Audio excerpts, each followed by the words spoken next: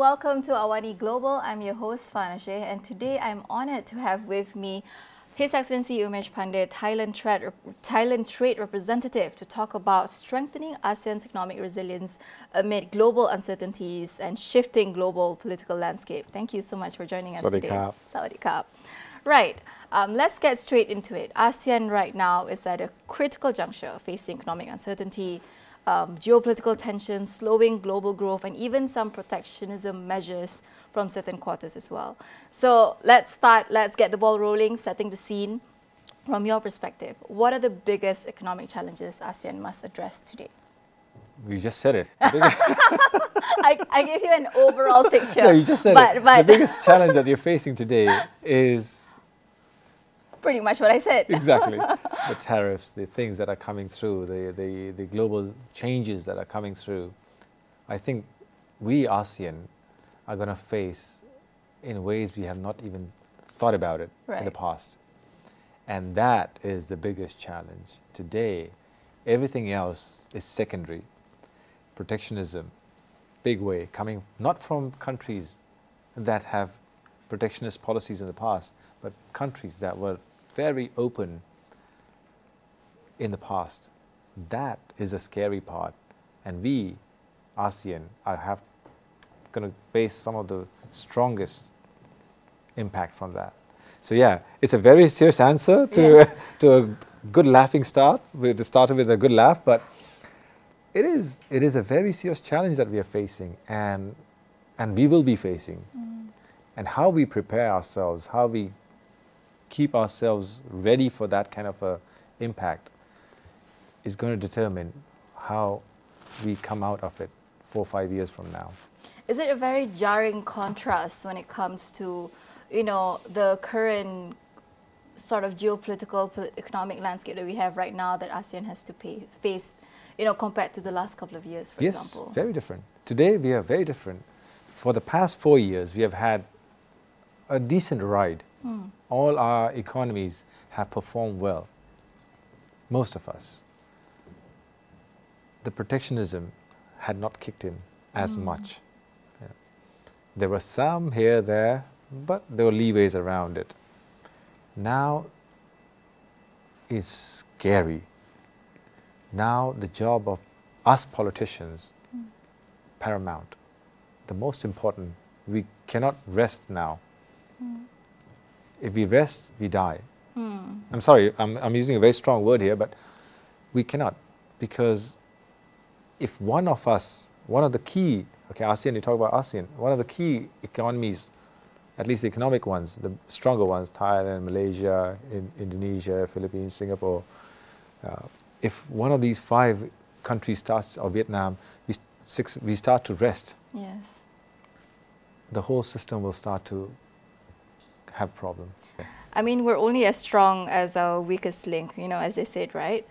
So on that, you know, to safeguard against some of these challenges that we have right now, some very, you know, immediate tensions that we have right now, there's several key economic frameworks that ASEAN has come up with. We have the EAC 2025, we have ATIGA, we have RCEP, all this to sort of safeguard some of the trade relations within ASEAN members and partners. But let's look at how effective they are in terms of achieving their intended goals. What's your outlook on this? I think you're asking a politician what these... they have to be effective. Yes. No, they truly have to be effective. And I've been telling everybody, it's because of the tsunami that's coming, they better be effective.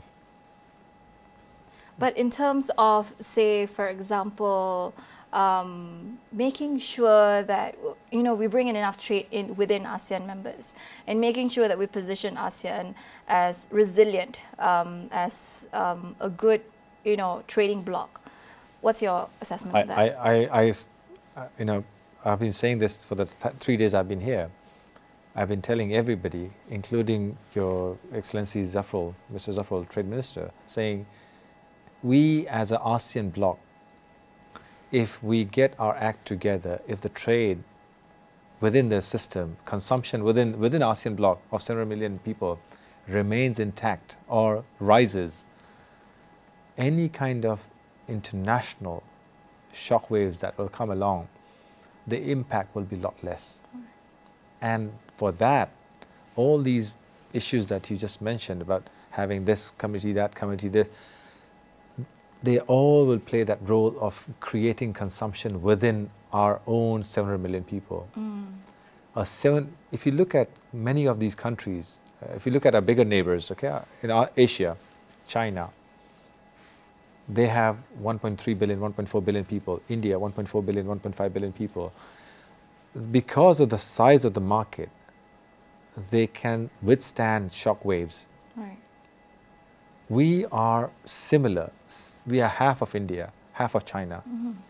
If we remain intact and we are able to get our act together, the likelihood of shock waves impacting us will be less. I'm not saying it will not be there, it will be less.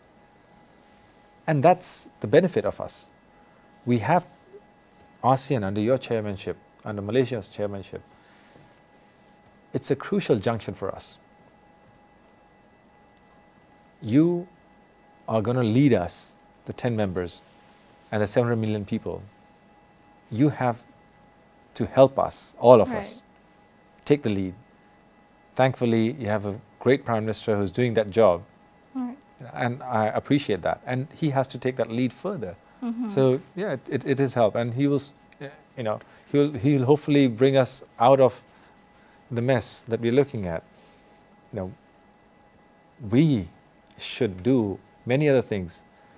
We as an ASEAN bloc should also look at possibly going and visiting the United States as a group, as an entire group, all the prime ministers going there. See, congratulate President Trump on his appointment, on his winning of the elections. Go together as a bloc, show the world that you're together. And those are things will benefit us. I mean, there has been critics of sort of the Trump previous administration before, that there hasn't been enough engagement on his side when it comes to, you know, engagement with ASEAN bloc. Do you think that can be improved this time around? Hopefully, it should be improved. We have leaders who are young, who are vibrant, who are driven. Literally all countries, all of our major countries in ASEAN have new leaders. So, at least the big economies, we should do that, and it will happen. We will do that. I mean, especially under, like you said, under our Malaysian Prime Minister, Datuk Seri Anwar Ibrahim. So hopefully that can be one of his top priorities. I hope so, and I wish so. It's one of the wish lists. If I have to leave one wish list with you as well, that's saying, if Malaysia as a leader this time around, please do that. It'll help ASEAN as a whole. It'll bring ASEAN on the map once again. We are already on the map, but it'll bring ASEAN to the forefront. So it is helpful. We talk about, you know, the US just now and how we have to build relations with the US. But obviously we also have, you know, very strong, very good relations with China as well. And they're both crucial when it comes to trade and investment ties, right? China is ASEAN's largest trading partner, and the US is also one of ASEAN's largest investor. So how should ASEAN actually navigate this economic strategy to avoid over-reliance on either power while maintaining sort of strategic autonomy, you think? We need to engage everybody. ASEAN is one of the most neutral regions. I would not say country, because we as a region have always played that role of being neutral to everybody. And that is what is our strength. Today, it's not just us, China and the US, another rising power, India. We are also playing with them. We as an ASEAN grouping are always on the lookout for what the vested interest of our region is. We don't take sides. ASEAN countries have never taken sides. Well, in the past maybe, but in the last, since ASEAN was set up 50 odd years ago, we have remained neutral. We remain neutral. We will continue to be neutral. It should. That's our strength. That is our strength. And as long as we have that strength, nothing can shake us off. but playing the devil's advocate here. Please do. You know, some critics say this strength is also ASEAN's weakness, right? It can play both ways in a way that, you know, sometimes ASEAN's neutral stance, we call it, has allowed it to navigate geopolitical tensions, yes, but is this neutrality sustainable as, you know, economic rivalries intensify, conflicts within the region or even in neighboring countries intensify? Is it sustainable in the long run when it comes to furthering trade and economic ties? Okay, healthy competition is good. Furthering economic ties, all that is good. The neutral stance is a geopolitical one. The geopolitical will remain there. We have to remain neutral on geopolitical issues. Right. Economic, it's a cutthroat business. Right. If I'm making something, if my country is strong in, okay, I'll give you an example of my country.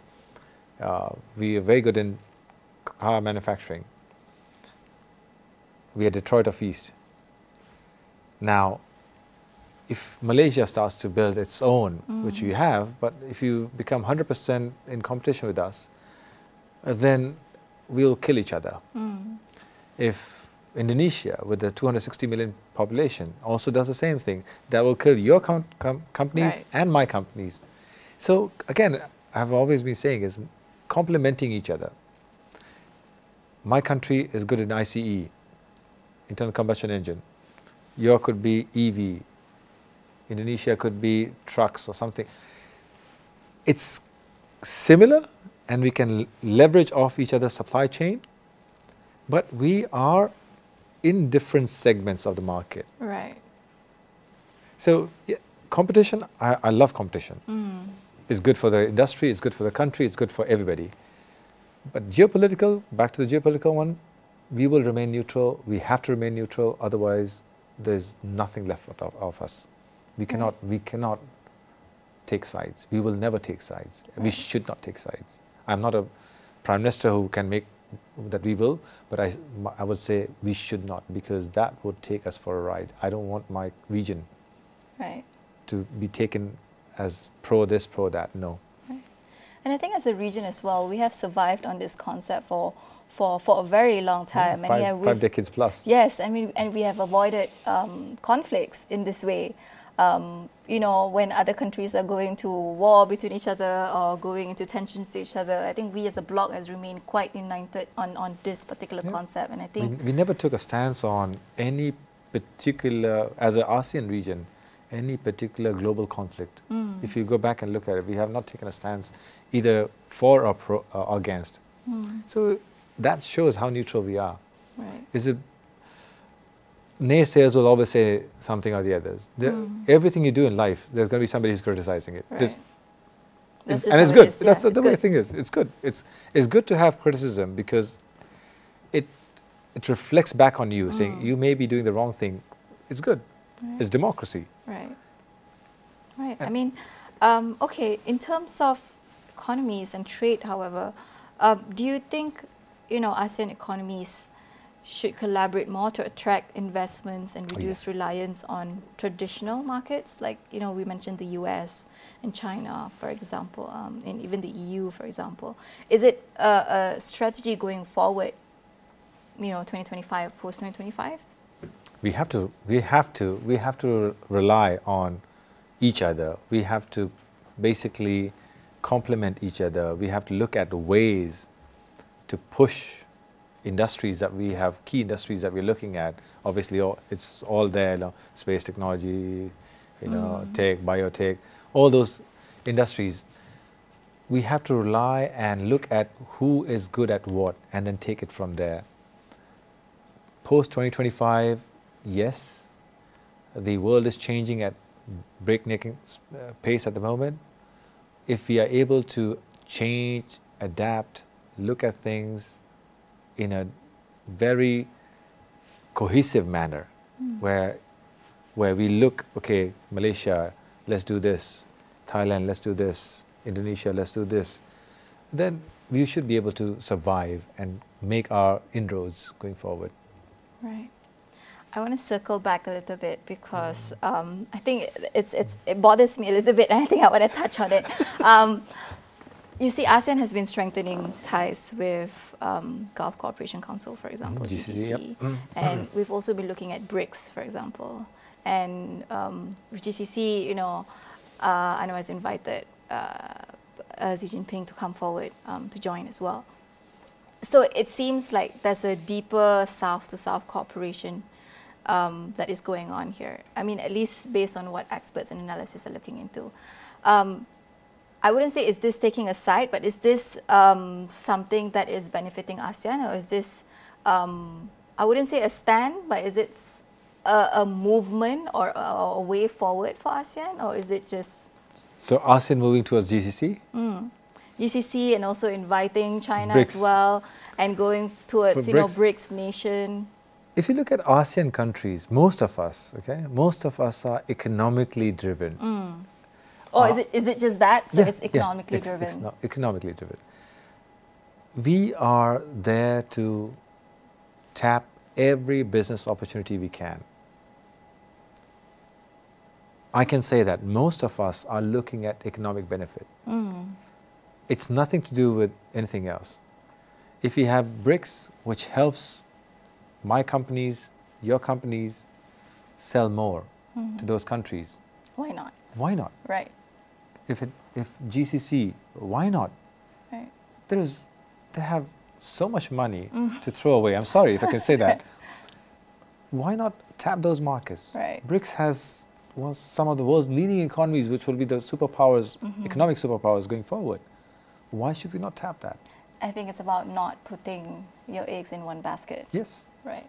If you rely on 2, 3 key markets, Right. then you take the risk. But if you do diversify, in basic finance, diversification is the key to success. Then, sure, my country is doing that. Right. We are participating everywhere because Right. it benefits economically for my country, my companies, and I think Malaysia is doing the same thing. Every other country is doing the same thing. So no, don't think on the other side.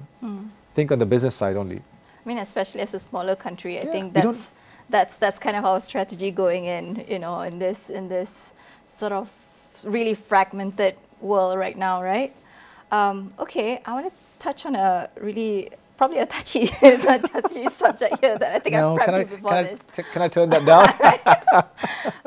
Okay, so Malaysia assumes the chairmanship this year, and Prime Minister Datuk Sri Ibrahim has appointed an ASEAN advisory board that includes former Thai Prime Minister Thaksin Shinawatra.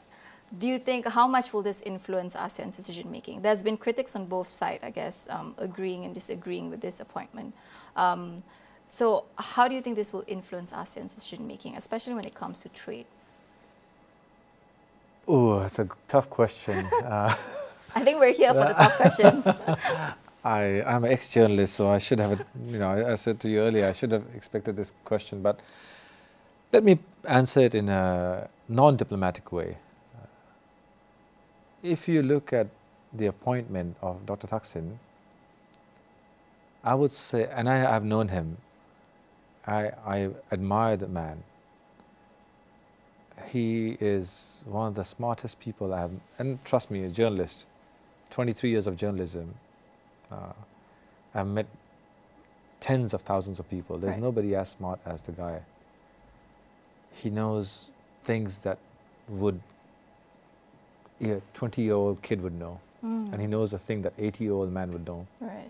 So is his appointment, I would not comment on appropriate or inappropriate, but I'm going to say that you need statesmen, you need people with the knowledge, the charisma, the network to be able to drive things. And he is one of those kind of people. If you ever get a chance, when he comes here next time, you should interview him. Get him an interview here. No, you should, because then you would know what kind of things are going in his head. Right. And you'd admire. If you don't interact with him, you would not know. It's his networks and also breadth of knowledge. Breadth of knowledge is extreme. Right. From topics that I would never expect him to know, he would know. And you talk to him on any topic, he'll say, oh, this, that. Not that I talk to him now. Right. Okay? I'll make that clear. But it's a thing where, as a journalist, I had the opportunity to meet all, including your Prime Minister, current Prime Minister. I've had chances to meet an ex-Prime Ministers, everybody. Right. And there are very few people of that caliber in our ASEAN region who command the respect that Dr. Thaksin commands. Right. And then if you have, hats off to your Prime Minister for appointing him, because if you have that kind of a person, then the respect is there, the charisma is there, the overall. If he goes to a country and says, I think this is right, most likely that country, it'll be benefiting that country, and it'll benefit your country's chairmanship as well. So yeah, I'm trying to be as diplomatic as possible, but I think it's not a wrong decision that your Prime Minister has made. We'll quote you on that. It's not a wrong decision. Right, okay. We only have time for one last question, but so I'm just going to make it tight and wrap it. Since we have a Thailand trade representative here, obviously. Both Malaysia and Thailand are among ASEAN's top trading partners. So how can we leverage, key strengths of our bilateral trade to get opportunities, both countries, to further deepen economic ties within our region? And lastly, you mentioned checklists just now, so I want probably 1 or 2, 3, coming from a journalist to journalist, checklists of how... I'm a journalist now, thank God. I'm not Thai trade. Former journalists and journalists. Post-ASEAN 2025 vision, 3 checklists that you think would bring us ahead. Okay, I'll go with the checklist. Right. I think financial integration is a top priority for me. Okay. I think I want greater financial integration, because a greater financial integration would mean better services for our SMEs, which are the backbone of each of our economies. SMEs are the ones that are literally left high and dry in most of the countries, and they are all the ones who are employing 60, 70, 80% in certain cases of the people. So I think financial integration is one, greater logistics is priority. And coming from a journalist background, I'm a bit of an NGO-ish, okay? I would say people, there are people who are left in the system who have not had the opportunity that others have been offered. Everything we do today is all about business, business, business, business. What we are forgetting in the process of pushing business is the people, I call them the underprivileged people. Most people call them the poor. I don't like to use the word poor because it demeans them. Sorry, but they are the ones who are left behind. The leaders, myself, including myself in this position, not much I can do, but I am trying to uplift people. If I can uplift those people, I have education, I have other things. There are lots of checklists, but I would prioritize people over anything as a third point, because even though most of us are able to uplift ourselves out, each country has a big chunk of population which is in the underprivileged class. So, I mean, I think this is... It's a bit more serious, and but it's a fact. Yeah, I mean, I think this is good news for you, because our trade minister actually highlighted, those key points as well in his suggestions for strengthening economic resilience here, especially focusing on MSMEs, financial integration, like you said. So I think it's something that we can look forward to. I mean, it's great that you have a one-track mind when it comes to all this. So it's something that hopefully we can look forward to in ASEAN 2025 and also post 2025. So yeah. Look forward to that. Right. we are short of time. There's a lot Sorry. we can talk about. We need an hour session for this. But thank you so much, Pleasure. ขอบคุณครับ Excellency, for gracing us with your presence and your insights as well. We hope that this will be an input that we can take forward for all ASEAN members to take note of. Right? Thank Pleasure. you so much Thank for you. watching. ขอบคุณครับ I'm Pandey. Thank you for watching.